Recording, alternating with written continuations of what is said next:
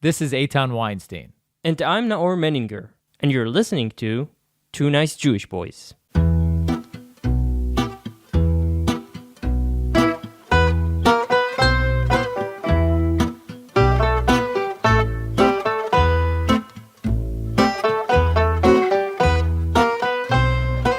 Okay, cool. So first of all, we want to thank our wonderful host, Soho House Tel Aviv. Thank you so much.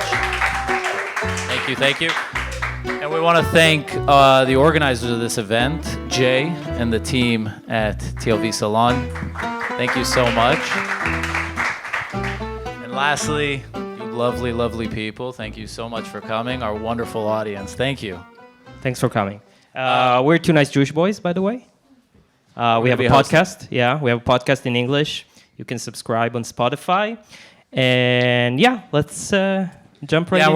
We're gonna do He's questions. Eitan. I'm Eitan. I'm Naor. And we'll introduce Yahya in a minute.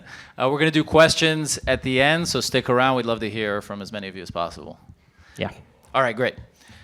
So picture this. Yahya Mahamid, an Israeli-born Muslim from the city of Fahim, posts a simple photograph on Facebook. On the surface, it seems like just another post, but this single act reverberates through his life, shaking his world to the core.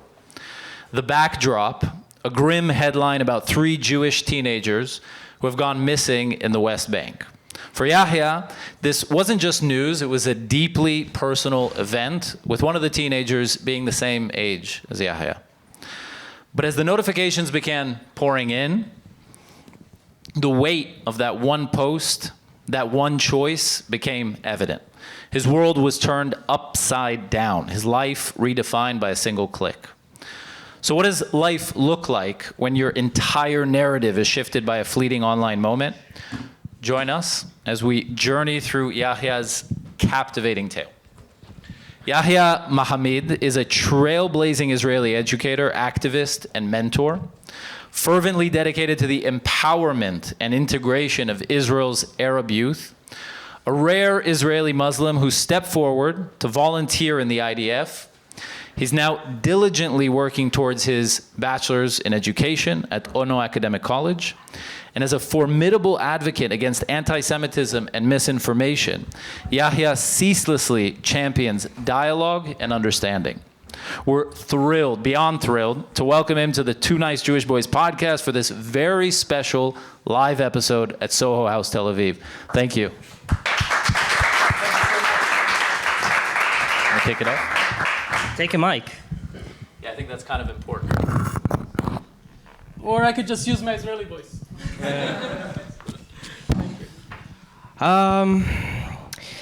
So Yahya, you grew up in Fahim. What was it like for you to grow up in Fahim? Well, thank you everybody for showing up. Thank you for coming. Hard question to start with, but let me paint you the picture. Who here has passed Fahim? Passed it, going to Haifa, going to the Golan, going to all the beautiful areas in Israel.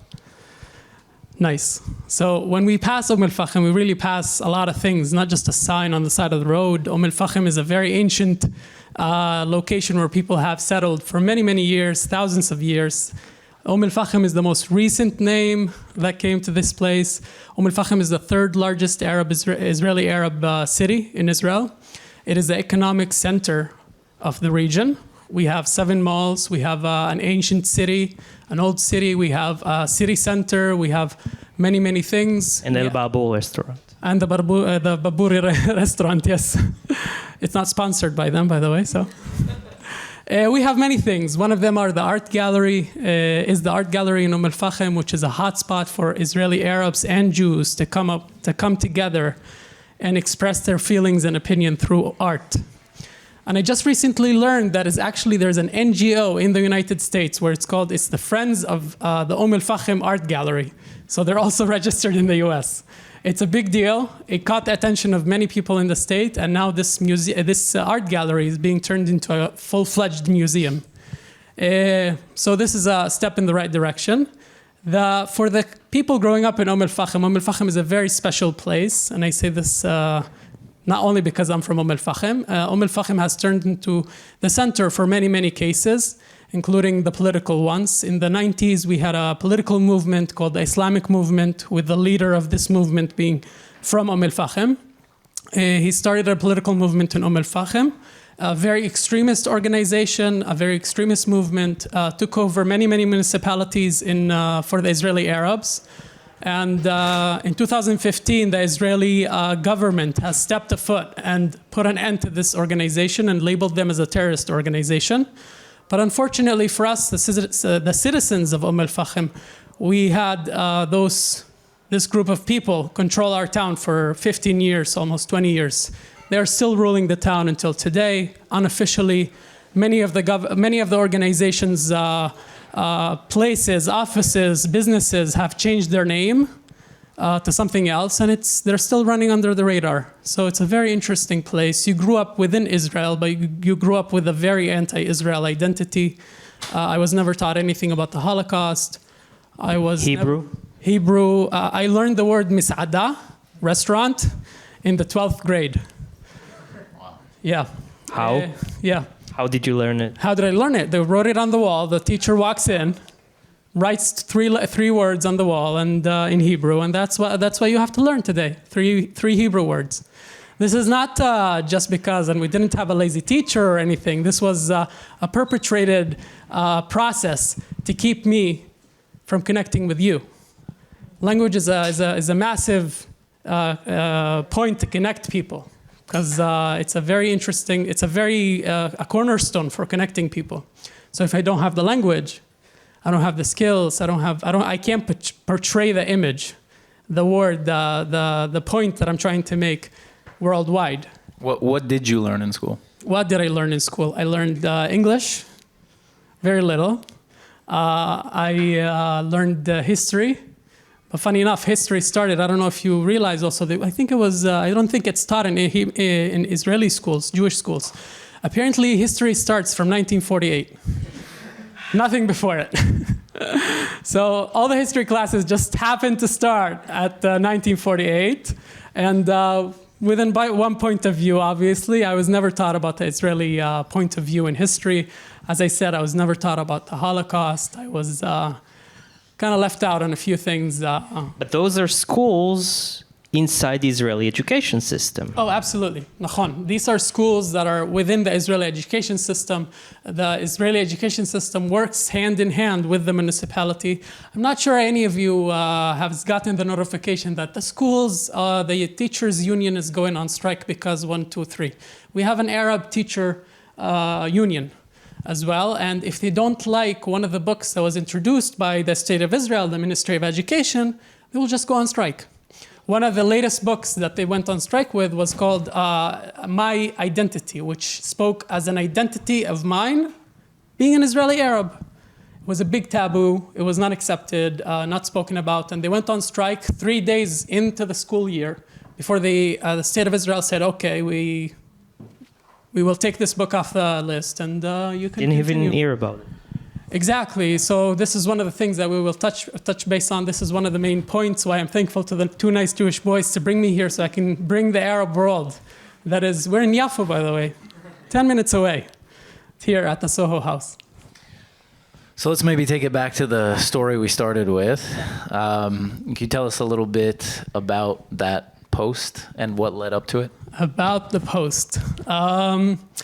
Actually, the story is connected to Tel Aviv. After growing up with such a negative view to Israel, I came to work in one of the hotels over here at the beach, and I was working in the room service. I wasn't able to speak Hebrew. I was very worried of how I will be accepted. But surprise, surprise, I found myself in good company. I formed friends with my Jewish counterparts. It was a life-changing event for me whenever I was showed the Israeli side of the conflict, the Israeli side of the debate, something that I was not taught about my entire life. And when I heard the news of the 3 boys getting kidnapped, at this point nobody knew what happened to them, Eyal, Gilad, and Naftali. We were the same age, and I joined the campaign called Bring Back Our Boys. I posted a picture of me with an Israeli flag. And 2 hours later, we my life changed, to put it lightly. I was visiting my grandmother, and I get a phone call from an unknown number. And once I answer it, I hear on the other line somebody saying, check your phone. I hang up the phone and I look at my phone and I find the picture that I just took a few hours ago, circling all over the Arab media, Egypt, Jordan included, the West Bank. News pages in Al-Fakhm also shared it. I remember I went into the comments to see what our classmates, my neighbors are thinking of this. And I found an endless wall of comments of death threats. I found people that I sat with, I studied with, I thought they were my friends, writing publicly where to find me and where's my house and where do I study, and for people to come and harm me. But the two comments that I still carry with me today is two people that one of them wrote, I want to hook him to my pickup truck and drag him until he dies. And the other one was writing, where's his house? I want to go and shoot him. And actually, I don't share this, but one of my classmates, the one that was studying with me in high school, replied to that comment, where's his house? And actually wrote, where's my house in the town? It was watching friends and family, neighbors, classmates, friends turn on you. And I was 17 at the time, and I didn't understand why I'm finding myself in such a situation. How real did it get? Oh, it got real. It got Arab real. There was a bomb. No, let me take it from the start. There was a lot of death threats. A lot of death threats. All my family and friends stopped talking to me. Again, we have to take it from the perspective of an Israeli Arab that doesn't understand what the challenges are for Israel abroad. Doesn't understand the reason to do Hasbara. Most of Israel education, my family still doesn't know. My mother until today doesn't know what I'm engaged in most of the time. I did explain it many, many times, but she doesn't understand why it's important to preserve this country and defend it. Because for her, this is a normal life. We live in Israel in a very normal life, so to speak, to some extent. The food is kosher, the identity is Jewish. So no, it doesn't need to protect in like the normal eyes. A lot of people didn't accept it, and I was outcasted from my family. School was off limits. I couldn't go to school, didn't go to graduation. I had a house, I was on a house arrest for 2 months, and I had a police car underneath my house for 2 months. And it ended with a bomb that I just mentioned. A real bomb? A real bomb. A homemade bomb. Everybody called me obsessed, and I shouldn't be worried. Everybody told me that. But one day, before I got into my car, I was walking around the car. I always walk around the car to check out the tires and to see if anybody has placed something. And that day, actually, somebody placed something. It was a makeshift home pipe bomb that they placed just underneath the tire. There was a bomb squad. There was it was a whole spiel. As they say in Al-Fakhm. As they would say in Al-Fakhm, yeah. The bomb squad came. I remember actually it was just before Passover. I remember the police station, the head of the police station called me in. They sent a police car to pick me up. And they told me to pack a bag. And he told me, here's a police car. Tell them where to go. You're going out of the town. I can't protect you anymore over here. And that's what happened. I left Al-Fakhm and I went to Arad, which is very, very even worse. Yeah. No, it's interesting. So yeah. But I think to understand what led you to actually post this picture with the flag and all that mindset you were in, I think it's vital to understand the home you grew up in, right? Yeah. So how would you describe this home? The home is an Arab home, as complicated as it gets. We don't have a family tree. We have an Amazon forest.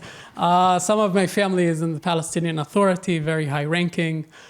Me being in the IDF, the joke was that we needed just one person to join the UN, and we had the whole conflict in one family.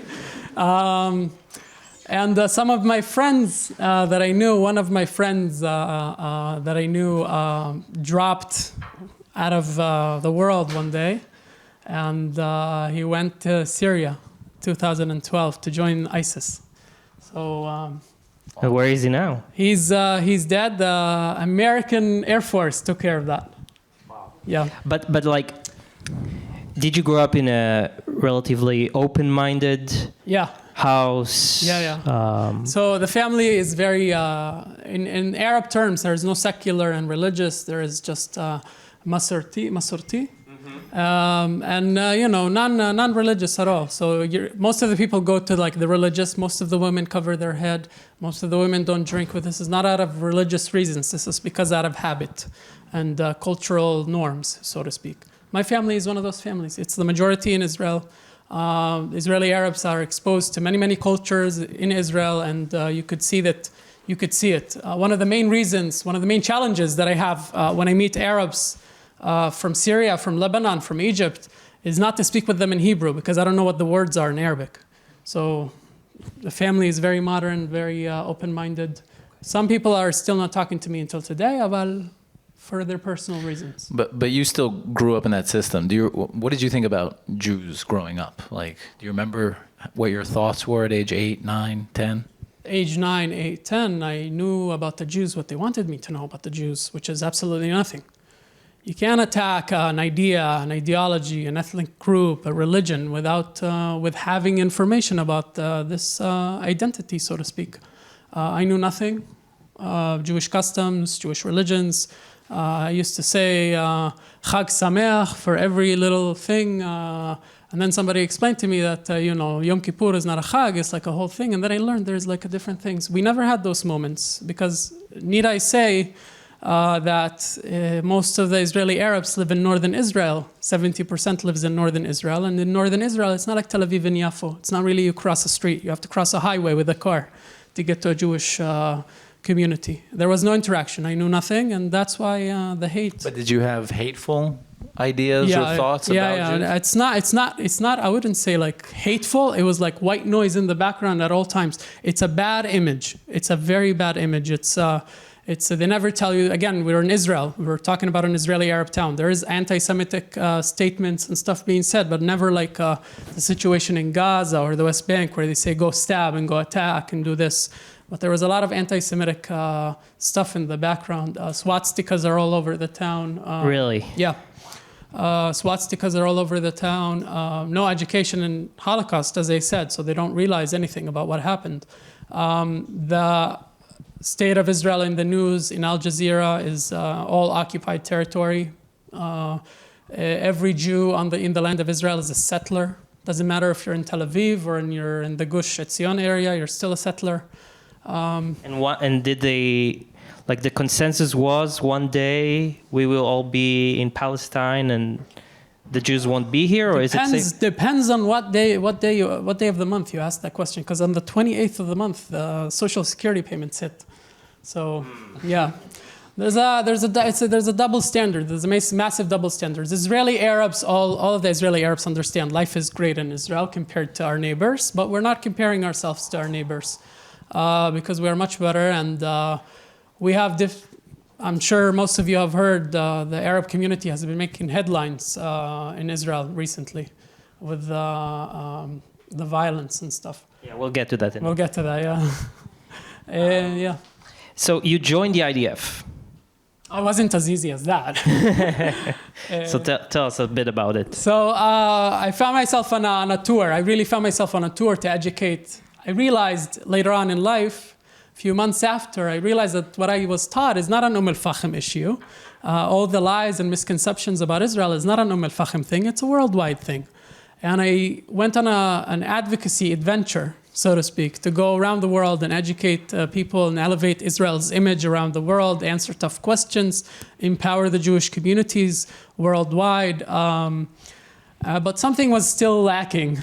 I felt that something was lacking within my service, and I went to join the IDF. I went to the Lishkat Giyus in Tveria, the recruitment office in Tveria, and what do? I give them my ID, and I said, I want to draft. And they're like, are you sure? Are you sure? I said, yeah, take me. They showed me the way to the volunteers office, and I went to the volunteers office, and they tried to draft me first time to the Bedouin Battalion. Who here knows about the Bedouin Battalion in the IDF? Okay. So the Bedouin Battalion is a combat unit, is one of the most prestigious the trackers that you hear about in the news. But just to clarify, you're not a Bedouin. I'm not a Bedouin. In Israel, there are Bedouins and non-Bedouins. So Are you a tracker? I'm not a tracker. They try to draft me into there, but my mission was that I want to draft with one of the brigades, one of the combat brigades, in order to integrate myself into the Israeli community more and more. So I refused to join the Bedouin Battalion, and as a volunteer, you get to choose. It's not like I disobeyed an order or something. So after 3 tries, it was like a conversion. Every time I try, they turn me down. Every time I try, they turn me down. After 3 tries, I was in 18th of March 2018. I was in South Africa, and I got a phone call from the recruitment office, and they asked me, "Can you draft tomorrow?" And I said yes. So I flew from South Africa. I was during an Israel Apartheid Week activity. I left South Africa. 24 hours later, I found myself with a nice buzz cut and a great green uniform, which I wore for 3 years. Beautiful years. How did you? Tell us about your first days. I mean, you draft into the army. You show up on base, basic training. What's that like? I mean, everyone think you're a young Moroccan from Bat Yam or something. So apparently, the reason I drafted to Nachal, the Nachal Infantry Brigade. I was in Gdud Chamishim. So apparently, the reason I drafted to Nachal is that I sent a personal letter to the base commander. For a boot camp for Nachal, and he told my pluga that I was coming, and he told him the backstory of who I am. I was very worried. The first interactions are very, very important. So I was very worried of how I would be accepted, but my company commander and my personal commander were very accepting, and they brought the whole class, and they welcomed me. Because I was in South Africa, I missed the actual draft by 24 hours, but when I arrived, everybody was settled in. I was the last soldier to get there. So there was a nice welcome, a very nice welcome. Were there Arabs in the Nachal before? So I thought I'm the only one because I specifically asked to be in Nachal and stuff. Surprisingly not. I was one of 5 Arabs in different brigades that joined Nachal. The Nachal brigadier at the time, Brigadier Dan Goldfuss, he had a vision of integrating Israeli Arabs and Israeli Bedouins into Nachal and not just following the tradition, so to speak, of sending Israeli Arab volunteers into the Bedouin Battalion. Excuse my ignorance, but 5 simultaneous to you, or 5 in all of history? No. Okay. 5 in all of history. That's. I think it says something about the situation, right? That question needs to be. No. It's I think 4 drafts a year. What was it? 3 drafts a year, and in my draft was because. I think I read that today about 1,000 Arabs, Muslims, and Christians recruit to the IDF every year. That's more or less the numbers. They never release the numbers. So it's a security matter. But yeah. So it's really not a lot. It depends on who you ask. We hear about 1,000, so to speak. But I think I thought about drafting every Arab to the IDF and everything, but we need the important work is not done on uniform, in my personal opinion. But there is a great risk, right? You cannot go back to Fahim in uniform, obviously. No, but I will share this good news with you. I'm not the only combat soldier in Fahim now. I helped draft 3 other guys, and another guy from my family, my cousin, went and joined a combat unit in the IDF. He's actually serving in Gaza now. He's in the Bedouin Battalion. Did you have anybody question your motives when you were joining? Was anybody kind of like, wondering why you were joining the IDF? So Nachal is known for integrating many, many people, and one of those people was the yeshiva guys. Yeshiva guys from the Shomron, most of them. They have never met an Arab face-to-face on equal grounds. And lo and behold, they join the IDF, they hold the gun, they go in uniform, and who do they meet? They meet Yahya Mahamid, and they meet other Arabs in the Pluga. It was very, very hard to get along at first. Not because we were not getting along, because we are in the army, so you run a lot, and you do push-ups, and you climb a rope, and you stand in 2 lines for most of the time without no reason, but it's part of the process. But later on, once you understand, the IDF is a great melting pot, and it's really an understatement, because once you're the property of the IDF, so to speak, you have a personal number and you have a uniform. You are not who you are the property of the IDF, and therefore you're equal. And all those labels of Arab, Muslim, Christian, Tzfoni, Dromi, Tel Avivi, Yerushalmi, all of those don't matter at the end of the day if you're both eating the same food and under the same training and everything. So at the end of the day, we really connected. Well, I want to ask a follow-up to that. I'm wondering if, and this is kind of going into politics a little bit and maybe a bit of a controversial question, but do you, because you spoke about wanting to integrate, and draft all Arabs. But you also spoke about the childhood that you had and the beliefs that were kind of drilled into you and the anti-Semitism and the fact that you have relatives that are high ranking in the West Bank, in the PA. Do you not see kind of an issue there? Meaning, if the ranks are open, doesn't that pose a certain risk to the IDF? It does. And the IDF is not in charge of vetting the people. We actually have the ISA in charge of vetting the people, the Israeli Shabak. I hope they're not here. They're here recruiting. Oh, great. You won't know if they're here. Oh, of course. So to speak, once they get the green light from the Shabak, that's what happens. But unfortunately, things fall between the cracks. We had the news. I don't know if any of you followed the news. We had actually a Hamas recruited Bedouin that went into the Bedouin battalion and actually stole a weapon. And the Shabak was very fast to find him and find everything and expose the deal. You hang on to that part, but you left the other part. As I said, I wanted to draft all Arabs, but then I realized that the most important work is not done on uniform. We sleep every night, safe and sound in Tel Aviv, and we wake up tomorrow morning to a great statement from the IDF spokesperson that the IDF operated and the Shabak and the Magav and at Sru, we arrested X number of terrorists. Those numbers are not just thrown out of the blue. Those are people on the ground actually operating and giving information. And these are not IDF soldiers. These are not people in uniform.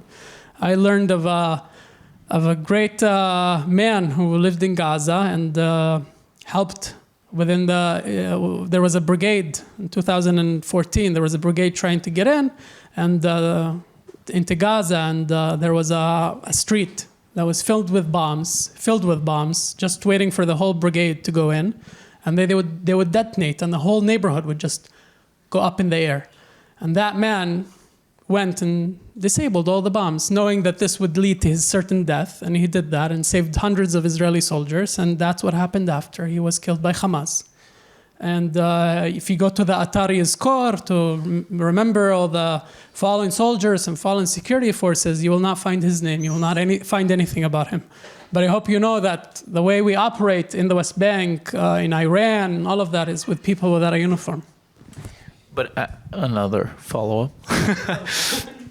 But that is the outlier. And I think there was a survey done of West Bank and Gazans about various terror happening within Israel. There's one, I think, on the 2016 wave of terror attacks, and I think 80% of Gazans supported, and something like, it's lower in the West Bank, but something like 60. But 80% of statistics are bullshit. But what I'm wondering is, supported the wave of knife attacks, terror attacks. I'm wondering if you have this, which I think is great, this optimism towards Arab-Israeli integration that, maybe now it's low, it's in the dirt, but we'll get it to where it needs to be. Or if you have a different perspective and you think that most people, most Gazans, most West Bank Palestinians are actually against terror. There is your average Palestinian and your average Gazan and your average Israeli Arab is not a threat to the security of the state. These are people that were recruited or they were fed this misinformation, etc., etc. Again, as I said, I'm back from the idea of drafting every Arab because I realize that's not very effective.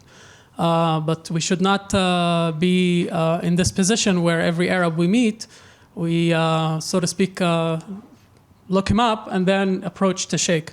There's a reason the IDF is called the Israel Defense Forces. It's not the attack forces. We are very friendly. We only defend. We only approach our neighbors with peace. And so to speak, one of the base rules of the IDF, one of the main thing of IDF spirit is Kvod Adam. human respect, and human life dignity. The Nachal motto for the brigade is Haytarona Enoshi, the human advantage. Those are not ink on paper. These are things that actually happen on the ground.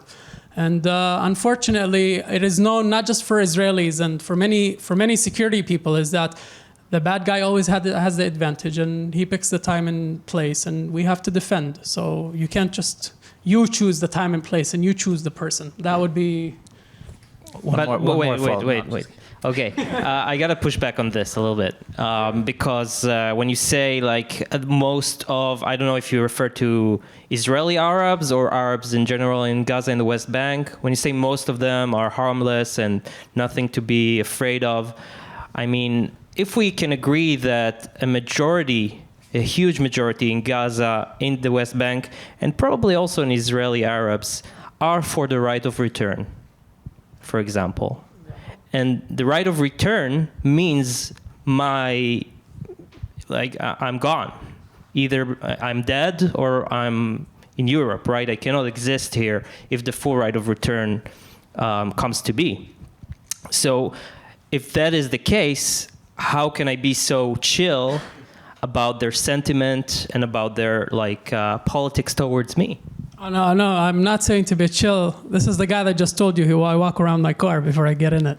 It's not to be chill. It's just to maintain the idea. We have become to normalize so many things where we're going to the mall and the Arab gets stopped and the Jew gets in without being searched. This is a normal thing in Israel. Nobody even bats an eye to that. Being an Arab is not a reason to suspect. I think not suspect for direct, he's gonna murder me. But that's the norm. But is it safe to assume that most Arabs don't want me here, ideally? I would think otherwise. Most Arabs are busy living. Most Arabs are busy working. Most Arabs are busy with our own challenges. Just like I'm sure most of this room is busy with work and life and friends and et cetera, et cetera. If somebody wants to expel the Arabs and have a plan in this room, please meet me outside after the event. But we have to stop looking at such a distant thing at the Arabs and speaking in such vague terminology.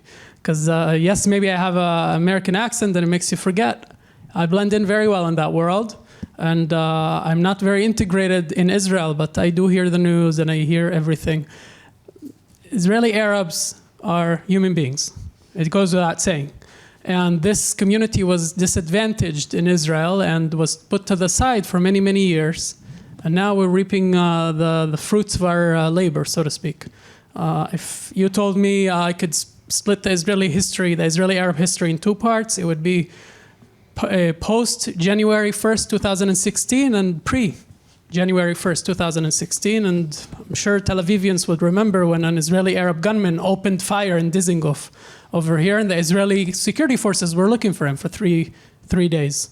And then the Israeli government and body understood that whatever problems they have in Fahim would find their way into Dizengoff. And now this is such a big deal because now terror is just moving along. I have to go on this. Follow up? Yeah, I have to follow up on this because this is a point. I think you're making a connection between the situation, the economic situation, and the political situation in Fahim, or how you say it. They've been neglected. They've been, nobody saw them, etc. Resources, etc., etc. And you strike a line between that and terror attacks in Tel Aviv. And I think isn't it a bit problematic because you're a bit taking off responsibility from terrorists. Oh no, absolutely. A terrorist is a terrorist. I still do miluim in the IDF, and I'm happy to pull the trigger, so to speak. I just say, as responsible Western community as we are, also, although we are in the Middle East, we have to understand that when an Israeli Arab, as I mentioned, we give out to those demands of not teaching the Israeli Arabs that they're Israelis, of not making sure that the Israeli Arabs have a non-formal education program after school, that there are almost zero parks in Fahim that are ready to use. And this goes across the board for many, many things, and not even to go to the thing in the Negev where they don't have schools, electricity, and water. For many other reasons. This is not a fault of one person. there is a result for such a thing. So what would you do? Would you like, because to impose... Integrate with How so? education, with jobs, with culture and TV, etc., etc. We're all ambassadors to the state of Israel. We're all ambassadors to the Jewish nation. Anybody who holds the flag of Israel on his shoulder or in his heart or in his mind all the time, it's not just a flag, it's to represent. It's a thing. And people sometimes forget, and we don't understand that it will lead to such a bad polarization of the two nations, which the terrorists will take advantage of, obviously, as we saw. So let's switch gears for a second. Such a heavy subject. I'm so sorry. I see the crowd. But this wouldn't be the Two Nice Jewish Boys podcast if we weren't so argumentative. So let's switch gears for a second, and talk a bit about your family. You said that you were outcast completely, but it sounded like you're still in touch with your mom. So who exactly are you in touch with? Who are you not? What does your relationship look like with your family today? And do you go back to Umm al-Fahim? Do I go back to Umm al-Fahim? The $1 million question. Yes, I do. Oh, man. Yes, I do. I go back into the town. I go only for family Under disguise? events. No, do you no. Have like no, I have like a fake beard and everything. Yeah. I go only for events. I don't go just because, and I don't go walking around the town because that would invoke problems. I was not in touch with my mother before I drafted to the IDF, and once I drafted to the IDF, I was a lone soldier. And the way you get recognized as a lone soldier is the IDF calls up your parents, actually, and they ask, are you in touch with your son? Does your son live with you? And when my company commander called and said, are you in touch with Yahya? And my mother asked, who is this? He identified himself as a company commander in the IDF. She said, you got the wrong number. My son is not in the army. So he broke the news to her.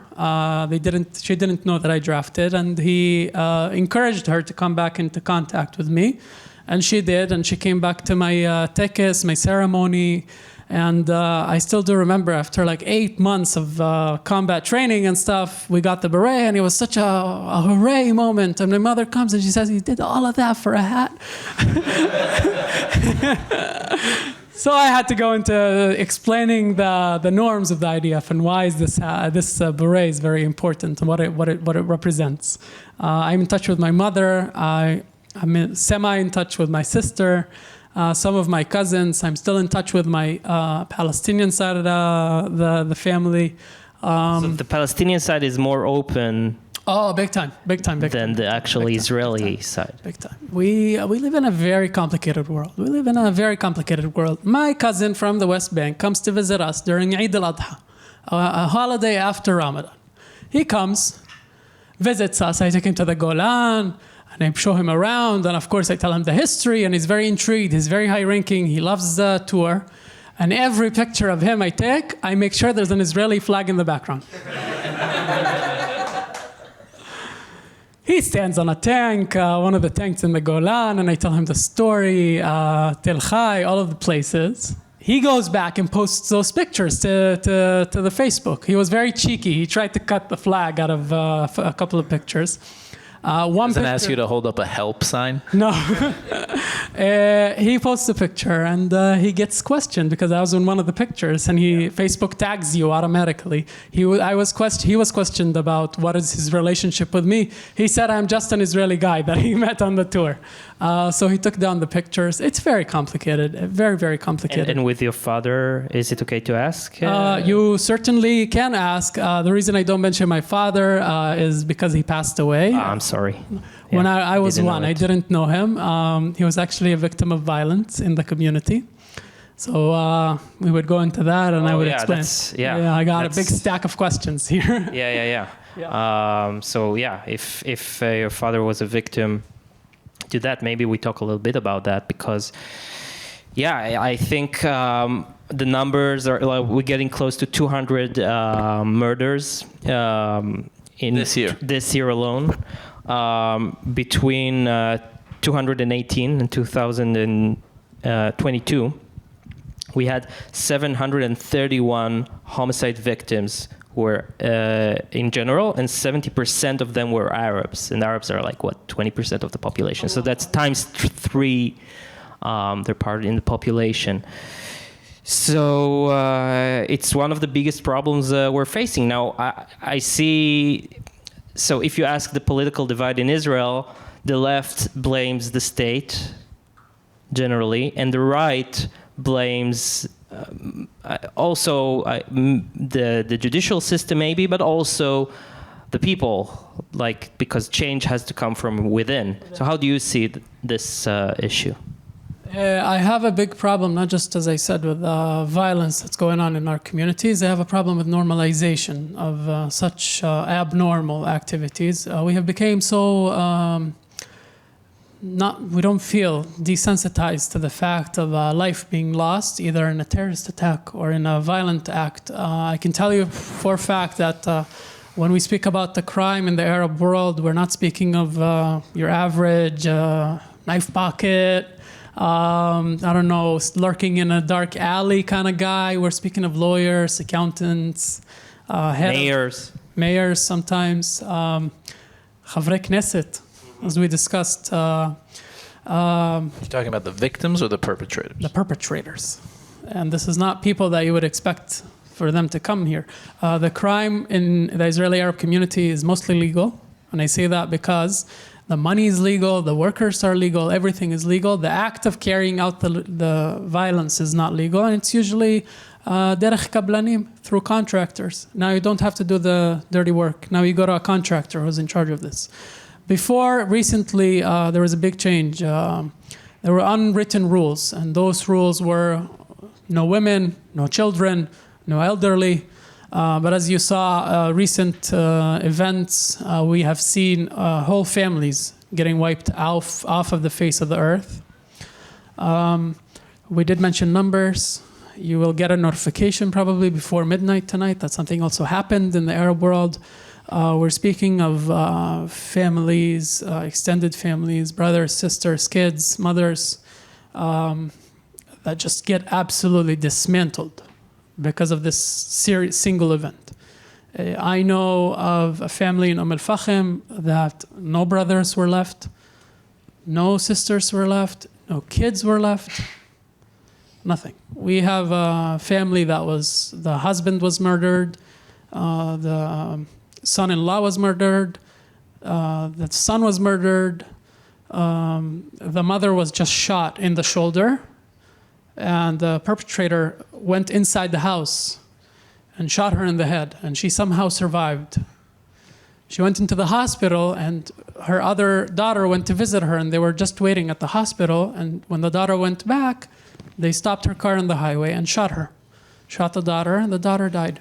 The mother is still in coma. She doesn't know that this happened to her daughter. So you can just imagine what sort of things happen in those communities. And I'm not saying there's a single side to put the finger at and say this is the wrong thing, and if we stop this, everything is going to stop. But the Israeli system has realized, at the end of the day, the state of Israel is in charge of the control and the protection of its citizens. The police got the order in 1953 that they're in charge of the order in this city. We can blame, we can say that there's a disadvantage in the non-formal education system and the way we bring up Arabs in this country and in the community, but בסופו של דבר, we are a state, we have a flag, we have an army, we have everything. We cannot just let this happen. I know of no state, no country that would see 700, 200, whatever the number is, even 3, go on, get murdered, citizens get murdered, and no tanks are moving into the town to like level it up, so to speak, with those people that are in it. The people are known. As I said, they work through contractors, so it's very hard to have an evidence, so to speak. These are very professional people. They went inside of a house, a crime family called Abu Tef in the up north, and I'm sure you've heard it on Ynet. They caught 700 million shekel in cash. That's just pocket money. That's just pocket money. Without the cars, without the stuff. If you want to imagine 700 million shekel in cash, it would be probably half of this room just in cash from ground to floor, from floor to the ceiling. It's a lot of money. None of this is going under the radar. We just are very slow at processing things. And were the perpetrators of your father's murder ever caught? the perpetrators were caught. It was his own brother.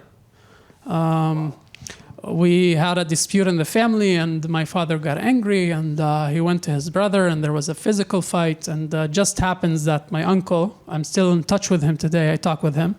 It happens that he was eating a watermelon. He was slicing a watermelon, and he had a knife in his hand. He was charged with First degree. No. He was charged with manslaughter. He was charged manslaughter because he was in self-defense, and it was this. As hard as it is for me to speak about this, I never knew my father, and I always put myself in the other person's shoe. We're speaking about a person who lived with his brother his entire life, knew this man, grew up with this man, ate from the same plate as this man, and then he has to live with the fact that he did this. So I decided not to push for the guilt and punishment and this, and forgive him. Wow. First of all, I'm very sorry to hear, but that's not sort of kind of characteristic of the crimes that we're talking about in the Arab community.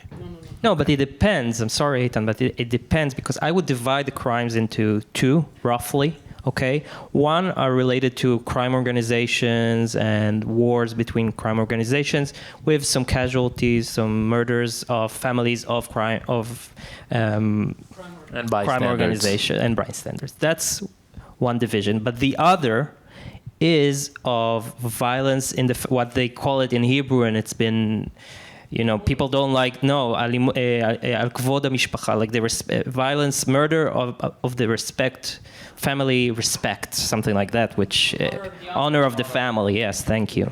So, and that's the other kind, and that's the one I think, because I think we can all agree that we need more cops, we need more resources, we need more punishment. Okay, we can all agree. Good. Now, if we put it aside and let's focus on the murder within the family, and of women who were being murdered, of this gay woman who was murdered. The girl, she was 18, she was lesbian, and she was murdered by her brothers. So there, it seems to me, there's not a whole lot the state can do, because if a brother decides to murder his sister, the police, they can punish him, they can send him to a life sentence. But it seems so. I want you to address a little bit about the issues that cause this problem. Kvod hamishpacha, the honor of the family, is very big. This is not a distant thing. Yafo gets its fair share. I woke up one day with the smell of eggs in my room, and apparently it's not the smell of eggs, it's the smell of human blood.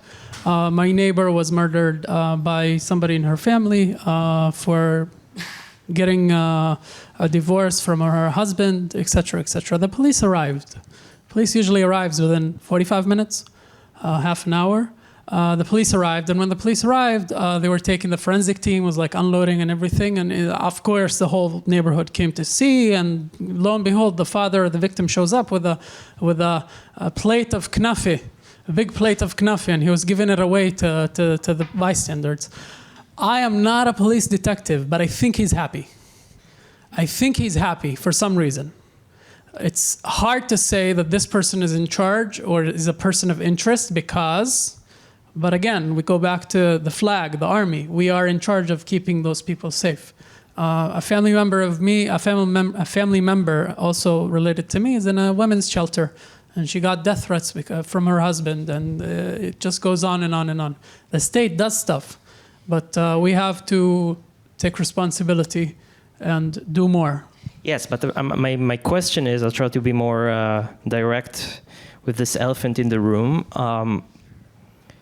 Because the root reason, because if a brother, it's in the culture. It's in the culture. You said it, but it's in the culture, and if a boy, an Arab boy, grows up in a home, right, where those are the values he's being taught, that if your sister is gay, she should die. There's nothing the state can do to change it when you get to school. It's because he grew up with this culture. So how do you go and change? I'll tell you. It's if the same flag that gets 3 tons of paper, from Iran, from the middle of Iran, about the nuclear facility and the nuclear everything that they have. And our prime minister stood, and behind him, all the paper that was just in Iran a few hours ago could find and educate. There's a survey about meat in the Middle East and who are the most populations that eat meat. Israeli Arabs and Palestinians were among the highest population, the highest population that consumes meat. In the Middle East, why are they holding surveys for meat? Because meat is a big thing in the Arab culture. And there's a reason why Israeli Arabs and Palestinians eat a lot of meat, because life is good. We allow it to be. The same thing happens is that if we allow those things to happen, which we don't in a direct way, but in an indirect way of not... To paint it for you guys, if we're sitting here and there's a shooting right outside, what's going to happen over here? Everybody's going to leave, the police will show up, there will be an investigation, etc., etc. You call up the police when a shooting happens in one of our towns, they show up 25 minutes later, misamnim makom, they pinpoint their location, that they have arrived, and they would just go. זה לא מעניין. חוסר עניין לציבור, it's not an interest of the people. אז למה זה יוביל? Where are we headed with that? We had to רצח על כבוד המשפחה, killing on the honor of the family, terrorist attacks, education like I got. It's a free-for-all. Have we woken up and realized it? Yes, we have. אבל כאילו, we're still like hitting the brakes on the car that's moving way, way faster than we anticipated. It's a heavy subject. Go and look it up yourself. We're opening more police stations in the town. Since 2016, I don't want to leave you with a grim look on your faces. Since 2016, we've opened close to 20 police stations, new police stations. The Israeli police... Only 2 got burned. No, only one. Okay. Only one. Sorry to ruin that. We're drafting more Israeli Arabs into the police. There are more benefits to Israeli Arabs who are drafting to the police. The law has yet to change. The law has yet to change, and I'm not speaking vaguely. Each law in Israel gets updated, gets a new thing. Would you do death punishment for killing for the honor of the family? Death punishment? No, I'm very against the death punishment. I very much... I like the approach of the state of Israel on the death punishment, is because if we kill somebody for killing somebody, we're kind of defeating the whole purpose. So what would you do, like a whole life sentence, minimum sentence? Anybody who proves himself a threat to the community should be, there's a place for those kind of people. Unfortunately, those places have proven to be places of luxury, and often find themselves in the news with the recent escape we've had with the security prisoners, the recent relations that we see between prison guards and prisoners, etc., etc. But I was just before, I used to volunteer for the police on my free time, and there are laws that are not updated, few laws that are not updated that could be helping our community, and it's overlooked. It's very much overlooked. One of the best ways to effectuate change in a democracy is to have representative officials, elected officials in the government that actually look after. Do you think that the Arab members of Knesset that we have in the parliament today represent you or represent the community? The Arab representatives don't exactly represent me. I like the change. I like the approach. I like the sitting down on one table and discussing. I also like that, I don't like the fact that they're waving another flag other than the Palestinian one. There is no flag for the Negev. There is no flag for Tel Aviv. There's no flag for Jerusalem. There's an Israeli flag, and that's it. If anybody sits on a table and has a different flag, a different interest than the one that should be at the Knesset, then that's a problem. I don't feel represented by the Israeli. Do you think they represent the majority of Arab Israelis? They represent the majority of the people voting. So there's that. Other than the elections and how the elections are held in the Israeli Arab community is very different than the one in Tel Aviv over here. I myself witnessed rigging of the boxes. There's a whole thing that they do of rigging votes in the boxes. How so? I was an inspector. I know back in the day when I was in Al-Fahim, and there's a Jewish guy at the room usually that is a representative of one of the Jewish parties. You really want to get stabbed, huh? Yeah. So here, I'm telling you the secret. What I witnessed, this is what I witnessed, is that they were giving him shoko all day. They were feeding him shoko and lachmania all day, and the guy goes to the Choco bathroom. milk. Shoko milk. Goes to the bathroom at the end of the day. And every time he goes to the bathroom, suddenly 1,000 people would vote. The real question is who had to clean that bathroom? I didn't get to that part. So you don't feel they represent you, and you're suggesting that possibly the elections in the Arab-Israeli communities are fraudulent? Not suggestion. I'm saying that it should be improved, and it is improved. They're introducing people, investigators with body cameras, et cetera, et cetera. We've seen a push, and I don't understand this push because this adds to the integrity of the legitimacy of the state, and it's our democracy system. We've seen what happened at the US during the last election. So if this thing helps, it doesn't matter if you're from the left or right. It helps your legitimacy, therefore you should be for it. So if there's no real representation in your view, would you consider running? Consider running? No, I would not, unfortunately. I don't have a scoop now. No, I want to serve the community hands-on. I do volunteer a lot. I like working hands-on. I do a bachelor in education. I'm doing a bachelor in education. I'm almost done. One of my things I learned is people with disability. I touch base on that subject a lot, and I decided to go on into that field. So I'm working in that field more and more. Let's get to some questions. Yeah. So first of all, thank you so much. Very inspiring. Very inspiring. I think what we'll do is we'll turn to the audience, and if you guys have questions for Yahya, which I'm sure you do, we'll try and extend a mic to you. Just keep it short and talk loud so everybody can hear you. I'm going to start because I'm loud and I'm here. Thank you so much. Very polite, very diplomatic. You're really nice. Where's the friction on the road for you with Israel? I believe you 100%. You're honest. Everything you say is true. But where's the dirty laundry about you and Israel? Are you a Zionist? Or would you prefer Israel be a binational secular state? I'm a big-time Zionist. I'm a very Zionist person. I hold Zionism as part of my very core identity. It got to my identity. There's a lot of dirty laundry that I don't share, but I'm willing to share with you on an exclusive for two nice Jewish boys.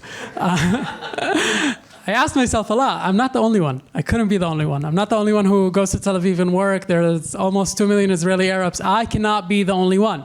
And obviously I'm not. There are many people who have chose this path, not the publicity, the public side of it, but on the other ends, there are many Israeli Arabs that are working for integrating Israeli Arabs. A great organization called Atidna. Shout out to them. They do a great job of taking Israeli Arabs to trips and offer this non-formal education to Israeli towns. And they teach the kids about Zionism and about the land of Israel and the history. I, as a Zionist Arab, and I am an extreme, and when I say an extreme, I mean I went to the army to be a combat soldier. I went around the world to represent Israel and empower Jewish communities. I went all the way to one side, so I can prove that you can go all the way over in the spectrum. And then I found myself in a place between a rock and a hard place. Is that I don't fit in the Arab community, and I don't fit in the Jewish community. Hard for me to find an apartment. Why? Because I'm an Arab. Hard for me to get accepted for a job. Why? Because my name is Yahya on the CV. Hard for me to get a reply, a phone call back, getting service. I don't know how many times it's the oldest trick in history where some Arab calls a gym or like something and asks to sign up for a place and stuff, gets refused. Another Jewish guy calls 30 seconds later, gets accepted. Those things happen on every day, and we have some true Zionist warriors that fall very short when it comes to those things. There's a lot of dirty laundry. It's very gray and not very black and white. The Israeli community is a wonderful community. We are brothers in arms, and we are caring for one another. If anybody's car breaks on the side of the road, everybody will stop, and etc. But we fall short on connecting with the Arab community for some reason. I want to say one last thank you, Yahya, before we end this. First of all, thank you so much. It was really inspiring. Thank you. When you were asked about yourself, about your background, and you were very modest about it, but we are a very borderline libertarian podcast, so we usually don't rely on the state to solve our. We don't think it will solve our problems, and I think it's the same for the Arab population. But when I look at you, and you said I was lucky to become who I am, to have those values. So to me, it's a bit more than that. Like, you had those values instilled in you, right? You made a choice. And to me, if you made a choice, then any young Arab can make this choice. It's his or her choice to make. And to me, that's the hope I can take from this conversation. Thank you so much. I'll be around for right now. Thank you all for coming. Thank you to the two nice Jewish boys and the Arab boy. Which is also nice. Thank you. Thank you so much. No, great question. I hope I answered everything. I really hope that you walk away tonight with something. I hope that this will not be just another evening, another nice event that where's Jay? Organized. Please walk out of here realizing the weight that is on my shoulders as Israel's ambassador, as living in this complicated place in the Middle East. We don't have an easy task. The struggle that they started in 48 and pre-48 did not dissipate, did not end. We're still carrying out those missions. A lot of Israelis will tell you we got Israel on a silver platter, but somebody needs to still hold this platter. So on this evening, thank you so much, and I'll be around. Thank you. Guys, thanks for coming. Thank you. Thank you, Yahya. I want to thank Soho again for hosting us. Thank you so much, Soho, for hosting us. It was amazing. I want to thank Jay from TLV Salon. Subscribe. They have a mailing list. Go to tlvsalon.com and subscribe. And you can also adopt a Safta, also a beautiful initiative by Jay. And subscribe to the Two Nice Jewish Boys podcast. You're invited. Thank you, guys.